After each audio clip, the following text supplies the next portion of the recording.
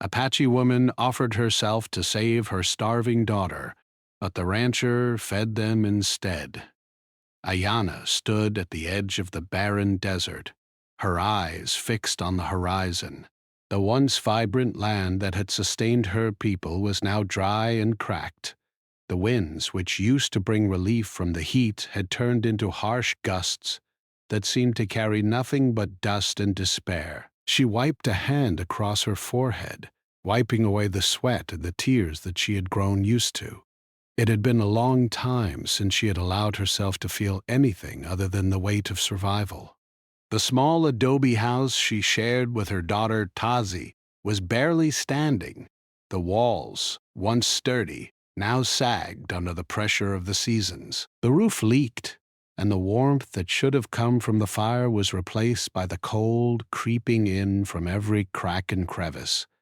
Ayana could feel the bitter chill of the wind even inside the shelter. Her heart felt the same chill, growing colder each day as she watched her daughter's health slowly slip away. Tazi had always been a strong, lively child, full of energy and laughter, but now she barely moved. Her once bright eyes were dull, her small body gaunt, and her skin had taken on an unhealthy pale hue. The once cheerful girl was now only a shadow of herself, her lips cracked from dehydration and hunger. Ayana knew the signs well. Her daughter was starving. It hadn't always been like this. Ayana had once walked proudly across the land, her head held high. Her people, the Apache, had known the desert for centuries. They were survivors. They lived off the land, understood the seasons, and found strength in the harshest conditions. But these days, the land didn't give as it once had. The rains had stopped coming, and the game had grown scarce. It was as if the earth itself had turned against them. Ayana had tried everything. She had searched for food, for herbs, for anything that might bring relief. She had even tried to hunt, but her strength had been drained by months of hardship. There were days when she could barely stand, her legs trembling with exhaustion. But none of that mattered now. Her daughter was dying. Tazi was all she had left. Without her, there would be nothing. The sound of Tazi coughing from inside the house brought Ayana back to reality. She could feel her daughter's pain from a distance, and it tore at her heart. She knew she had to do something. The fire in her chest that had always burned with pride and defiance had been dimmed by years of struggle, but it still flickered. For Tazi, she had to keep fighting. Ayana's mind raced, searching for a solution, any solution. Then, like a cruel twist of fate, an idea took root. One she had never considered before. She had heard of the rancher, John Calloway, who lived on the outskirts of their land. He was a settler, someone from a different world, but he had resources. He had food, livestock, and shelter, everything Ayana and Tazi so desperately needed. She had never trusted settlers. They were the ones who had pushed her people off their land, forcing them to live in ever smaller corners of the desert. They were the reason her husband had died in the first place. John Calloway was no different in her eyes. He was a part of that system, a man who had more than enough while she and her daughter starved. But now, faced with the reality of her daughter's illness, Ayana's pride and anger were beginning to lose their grip. She knew she couldn't do it alone anymore. She had nothing left but the clothes on her back and her love for Tazi. And so, despite everything she had always believed, she began to think of John Calloway, not as an enemy, but as a potential savior. Ayana stood up slowly, her legs feeling weak but steady enough to carry her toward the ranch. The thought of asking for help, begging really, was humiliating. But as she walked, she thought of her daughter's fragile body, the way she had been shivering uncontrollably the night before.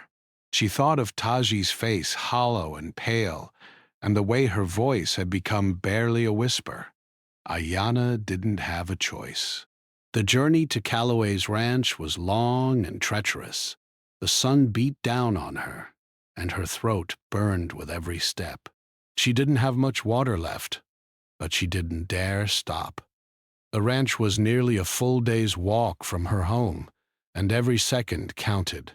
Her mind kept replaying the faces of her ancestors, the ones who had fought so hard to keep their people alive, the ones who had endured much worse than this.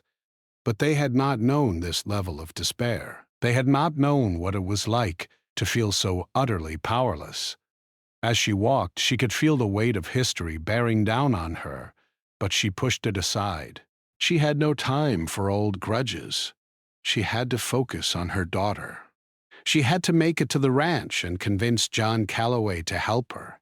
By the time she reached the ranch, the sun had dipped low in the sky, casting an orange glow over the vast expanse of land. The sight of the ranch, bustling with activity, life, and warmth, only deepened her sense of humiliation. She hesitated for a moment at the gate, her heart pounding in her chest. She had never set foot on a settler's property before, and now she was about to cross a line that felt impossible to undo. The large house loomed ahead, the lights from within spilling out into the darkness. There were sounds of laughter and movement coming from inside.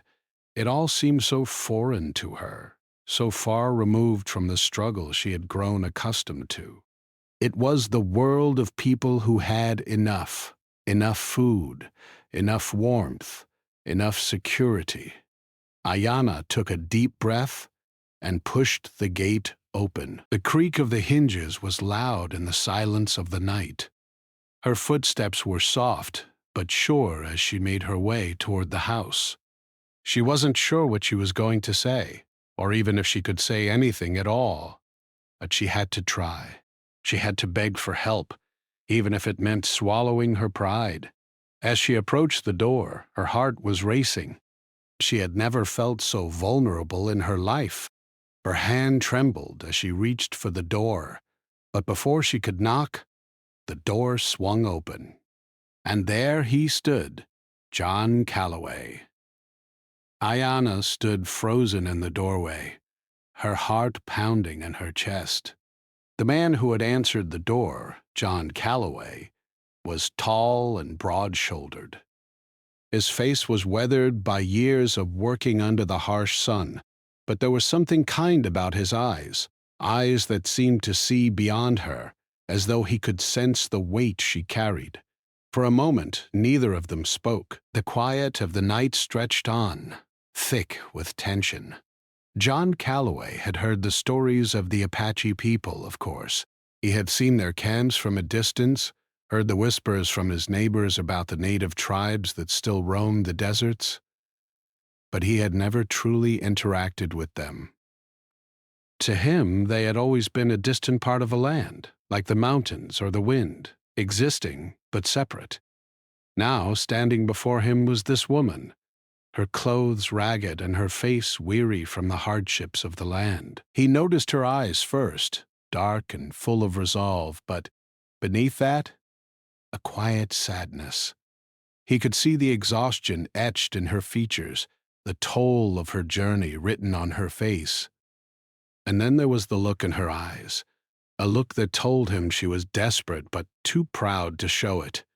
Ayana shifted uncomfortably on her feet, the weight of her decision pressing down on her.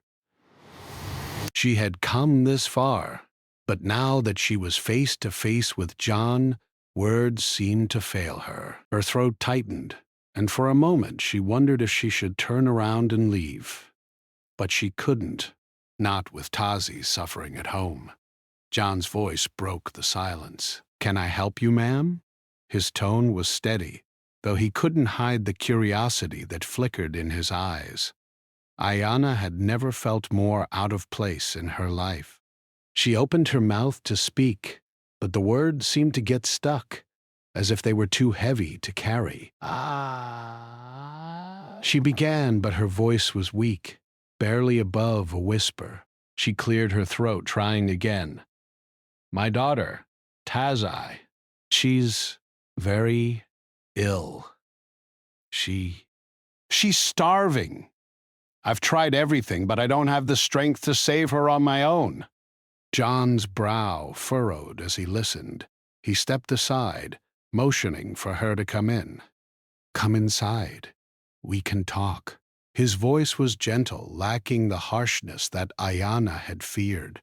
She hesitated for just a moment longer before stepping over the threshold. The warmth that greeted her was a shock. She had forgotten what it felt like to be inside a place that was safe from the wind and cold. Inside, the ranch house was nothing like Ayanna had imagined. It was cozy, with the fire crackling in the hearth and the smell of freshly baked bread wafting through the air. She felt out of place, as if she didn't belong in such a comfortable home. Her clothes, so worn and dirty from days of travel, seemed foreign here, as though they marked her as an outsider. "Please, sit," John offered, gesturing to a chair by the fire. He moved to a small table and poured a cup of water, handing it to her. She accepted it gratefully, though she didn't drink immediately. Her mind was still focused on her daughter, and she felt the pressure of time weighing on her. "I've heard about the hardships your people have been facing," John said, his voice quiet. "The land has been cruel to many of us, but if there's anything I can do to help, anything at all, please let me know." Ayanna's eyes flickered with a mix of surprise and caution. She had expected some form of judgment, perhaps even scorn. But instead, John seemed sincere. She swallowed hard, fighting back the tears that threatened to spill over. She had always prided herself on her strength, but in this moment, she felt as though she had been stripped bare. She looked down at her hands, which were calloused and worn from years of work, and then up at John. "I don't have much to offer," she said, her voice hoarse, "but I will do anything, anything to save my daughter." John's face softened. "You don't have to offer anything.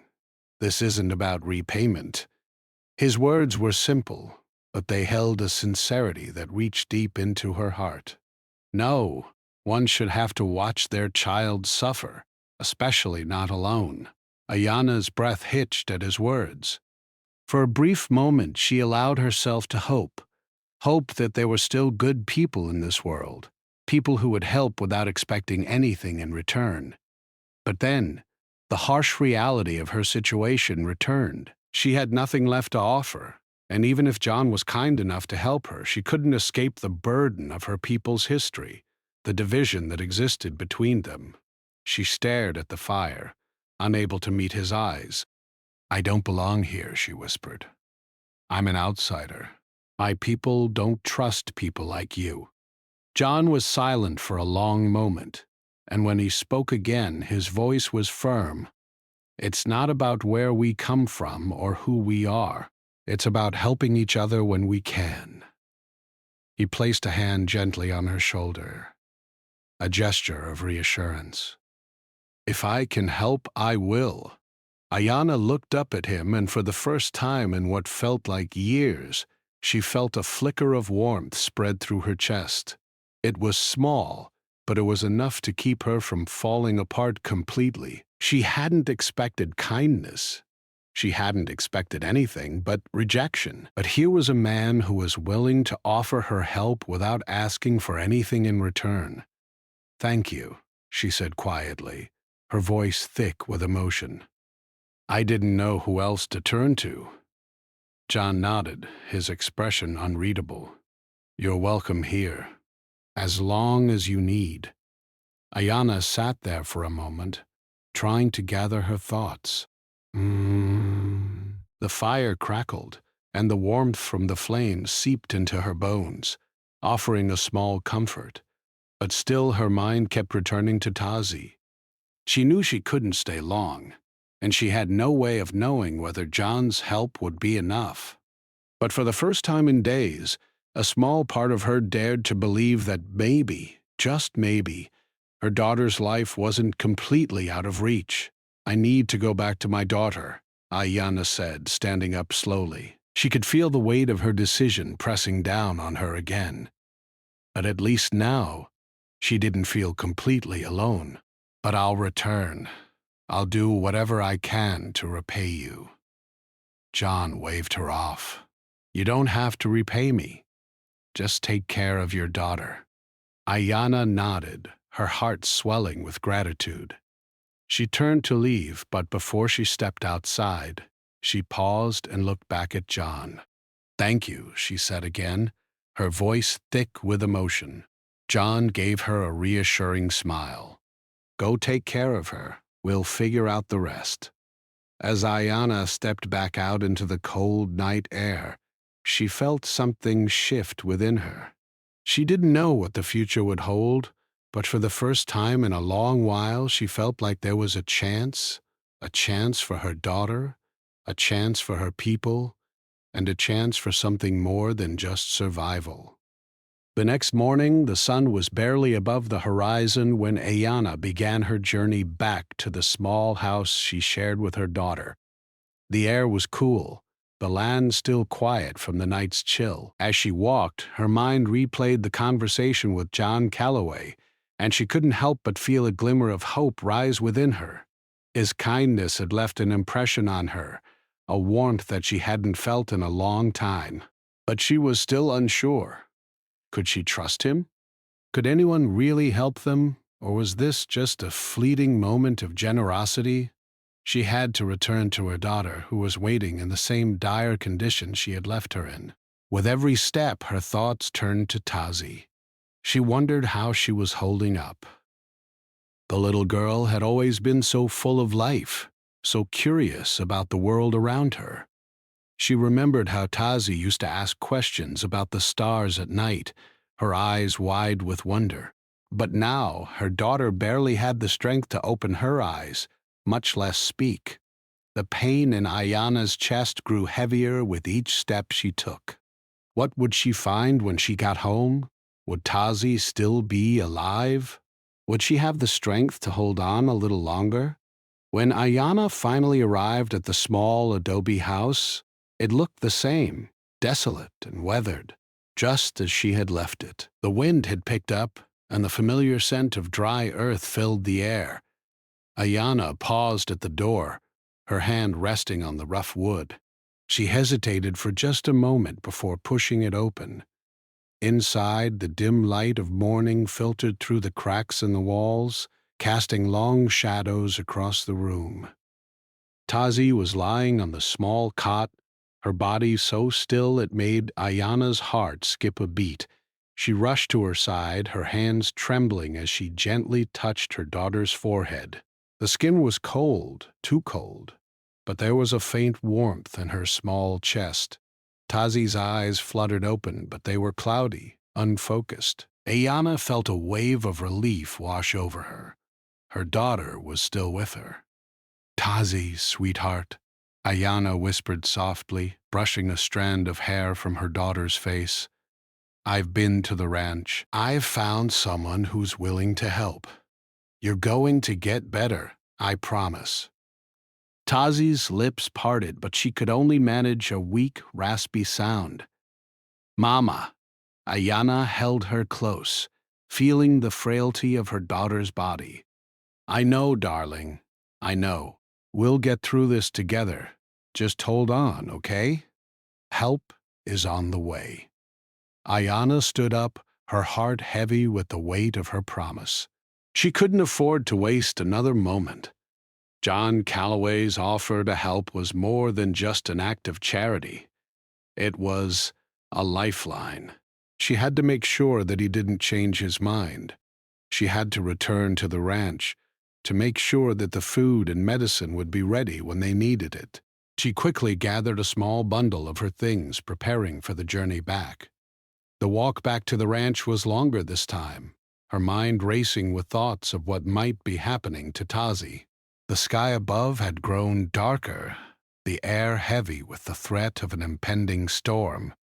Ayana quickened her pace, the storm clouds gathering overhead. She didn't want to be caught out in the open when the rain came. but she also didn't want to waste any time. Her daughter's life depended on this. When Ayana arrived at the ranch, she was met by one of John's ranch hands, a tall man with a friendly face who seemed surprised to see her so soon. "Didn't expect you back so quickly," he said, with a puzzled smile. "I need to speak with John," Ayana said urgently, her voice shaking with impatience. "It's about my daughter. She's worse. I need the supplies now." The ranch hand nodded and quickly motioned for Ayana to follow him. As they approached the main house, Ayana's thoughts raced. What if John had changed his mind? What if he had decided that helping her wasn't worth the trouble? She couldn't bear the thought of returning to her daughter with nothing. John was inside, sitting by the hearth, as though waiting for her. The warmth of the fire filled the room, but it did little to ease the tension she felt in her chest.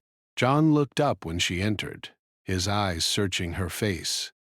Without a word, Ayana crossed the room and stood before him, her heart pounding in her ears. "I need your help," she said, her voice barely more than a whisper. "Please, Tazi, Azi. She's getting worse. If we don't get her the food and medicine, I don't know how much longer she can last." John stood up immediately, his expression shifting from concern to determination. "Of course." "Let me get it ready," he said, his voice calm and steady. Ayana was relieved to see that he hadn't hesitated.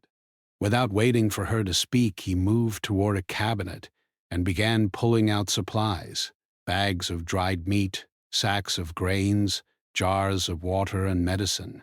He handed them all to the ranch hand, who immediately began preparing them for the journey back.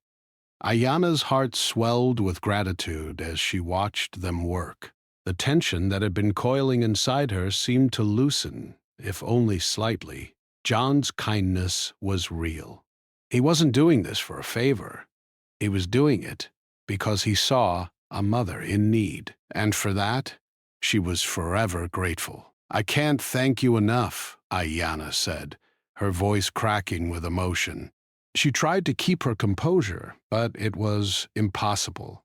The weight of everything, the hardship, the exhaustion, the fear, had been too much to carry on her own. She had carried it all for so long, but now she didn't have to anymore. She had someone who cared. John shook his head. "You don't need to thank me. We all have to help each other out here. It's the only way any of us survive." Ayana nodded, the lump in her throat growing as she fought to keep her tears at bay. She knew she still had a long road ahead, but now, with John's help, she believed that there was hope for Tazi. Before she left, John placed a hand on her shoulder. "Go, get back to your daughter. Don't worry about anything else. We'll make sure she's taken care of." With that, Ayana took the supplies and began the long walk back home. The storm had begun to move in, the sky dark and heavy with rain, but she didn't care. She wasn't walking alone anymore. She had help. She had hope, and she wasn't giving up. Ayana's heart raced as she walked back to the small adobe house, the supplies from John's ranch heavy in her arms. The storm had begun in earnest, dark clouds swirling overhead, and the first drops of rain had started to fall, quickly turning the dry earth into thick, sticky mud. But Ayana barely noticed the rain. Her mind was focused entirely on Tazi. Every step felt like an eternity, but she kept moving forward. She had to. Her daughter's life depended on it. The storm was now a full downpour, the wind whipping the rain sideways. The path that had once been familiar to Ayana now seemed strange and wild in the storm, but her steps never faltered. She knew every rock, every crevice in the land. She had walked these trails all her life. Now, though, the landscape seemed to change with every step. the rain turning it into a world she barely recognized. When Ayana finally reached the house, she was soaked to the bone, her clothes clinging to her skin, but the urgency to reach Tazi pushed her on. She pushed the door open, stepping inside, and immediately felt the warmth of the fire greet her, a stark contrast to the chill of the storm outside. Tazi lay where she had left her, her small body curled up on the cot, looking even smaller now, if that was possible. Ayana rushed to her daughter's side, her hands shaking as she checked Tazi's pulse. It was still faint, but it was there. Her heart seemed to leap in her chest, a relief so deep it nearly made her knees buckle. She hadn't realized just how afraid she had been until that moment, standing there with her daughter still breathing, still holding on. Tazi opened her eyes slowly, blinking as if it took everything she had just to focus. "Mama?" Her voice was a weak whisper, but it was enough to make Ayana's heart swell with love and pain. "I'm here, sweetheart," Ayana said softly, sitting beside her and brushing a wet strand of hair from Tazi's forehead. "I've brought food. We're going to make you better, I promise." Tazi managed a small, tired smile, but her eyes flickered with doubt. "Will I get better, Mama?" Ayana's heart ached. "Yes, you will. You're so strong. We're going to take care of you." Ayana opened the small bag of food that she had brought from John's ranch, carefully laying out what she had: dried meat, grains, and some water. She began to prepare a small bowl for Tazi, heating it over the fire. As she worked, her thoughts turned back to the ranch. The kindness John had shown her was something Ayana had never expected. She had always believed that people from outside her tribe, people like John, were only interested in taking from her people, not giving. But he had proven her wrong. He hadn't hesitated to help when he saw her desperation. He hadn't asked for anything in return, and he hadn't treated her with anything but respect. Ayana had always lived with the belief that the world was harsh and that kindness was rare, something to be cautious of. But John had shown her that sometimes kindness could be given freely, without an expectation of reward. That idea had started to shift something in Ayana's heart. She had come to him out of sheer desperation, but now she was beginning to see that not all settlers were enemies. Not all people who lived outside her world saw her as something to conquer or exploit. John had helped because he saw a mother in need, not because of anything she could give in return. And that made all the difference. As Ayana fed her daughter small spoonfuls of the warm, nourishing food, she could see the faintest hint of color return to Tazi's cheeks. The first bite seemed to give her some strength, and slowly Tazi began to sit up a little, her eyes still heavy with exhaustion but no longer clouded by fever. "Is the storm going to pass soon, Mama?" Tazi asked, her voice sounding a little stronger now. "I think it will," Ayana said, though her eyes wandered to the window where the rain continued to fall heavy and relentless. It didn't matter. Nothing mattered more than Tazi's health. Nothing was as important as seeing her daughter recover, even if it was just a little bit. As Ayana sat with Tazi, watching her eat, she thought about the future. The storm outside might pass, but there were still so many challenges ahead. The land might never be the same again, but Ayana had made a promise to her daughter. And for the first time in a long while, she truly believed that promise would be kept. Tazi would survive. They would get through this together. That night, Ayana sat beside the fire, her daughter finally asleep, resting in a peacefulness she hadn't seen in days. The warmth of the fire surrounded her, but she knew the storm outside wasn't the only storm she had faced. There had been many storms in her life, ones she had fought through alone. But now, for the first time, she felt that maybe, just maybe, she didn't have to face the storm alone anymore. There was someone who cared. There was someone who had shown her kindness when she thought none existed.